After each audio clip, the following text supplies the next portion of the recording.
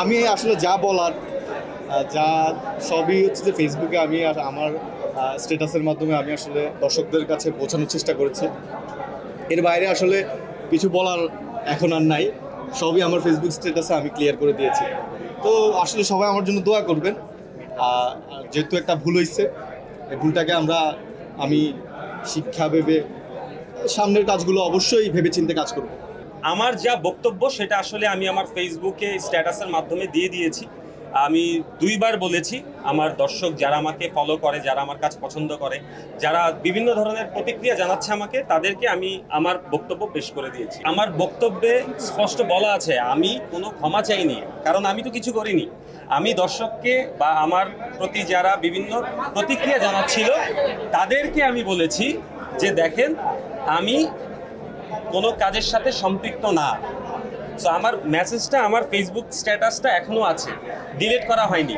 So আমার ক্ষমা চাওয়ার প্রশ্ন আসবে তখন যখন আমি কোনো অপরাধ করব। ফিমেল ফোরের দুজন সহকর্মী তারা কোকা কোলার একটা বিজ্ঞাপনে তারা অভিনয় করেছেন, সেখান থেকে তারা তুমুলভাবে বিতর্কে জন্ম দিয়েছেন, সমালোচনা হচ্ছে এবং আপনার পক্ষে একটা সাইবার অ্যাটাকের এক হুমকি দেওয়া হচ্ছে। এই সময়টা আপনি কি মনে করছেন যে ফিমেল ফোরটা ঠিক মতো যাবে? অবশ্যই ঠিক মতো যাবে, কারণ আমি আসলে পরিশ্রম করে কাজটা করেছি। আমি বিশ্বাস করি যে মানুষের পরিশ্রম কখনো বৃথা যায় না। আমার টিমের প্রত্যেকটা মেম্বার সবাই যথেষ্ট পরিশ্রম করে তারপরে এই কাজটি আমরা করেছি।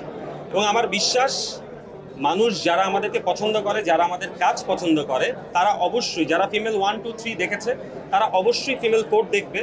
যদি 10 জন মানুষও দেখে, আমার বিশ্বাস ওই 10 জনের মধ্যে থেকে 8 জন মানুষ বের হয়ে বলবে যে ফিমেল 4টা ভালো লেগেছে, আপনারাও দেখুন। আপনি যে কাউকেই বয়কট করতে পারেন, এটা আসলে আপনার ব্যক্তি স্বাধীনতা অবশ্যই আছে।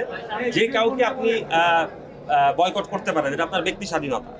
কিন্তু আমার বিশ্বাস যে যারা বয়কট লিখছে তারা একটা সময় বুঝতে পারবে যে এইখানে ফিমেল 4-এর ডিরেক্টর বা ফিমেল 4-এর সাথে যারা কাজ করছে তারা কেউ বয়কট করার মতো কোনো অপরাধ করেনি।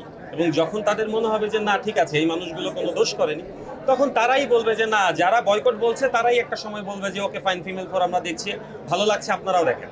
সো এই সাময়িক সময়ের জন্য হয়তোবা মানুষ আমাদের উপর বিভিন্ন ধরনের প্রতিক্রিয়া দিচ্ছে, এটা হয়তোবা থাকবে না আমার বিশ্বাস। যদি আমরা সৎ থাকি, যদি আমরা পরিশ্রম করে থাকি, আমাদের কাজের জায়গায় আমরা সৎ থাকি, আমার কাছে মনে হয় এই জিনিসটা ঠিক হয়ে যাবে।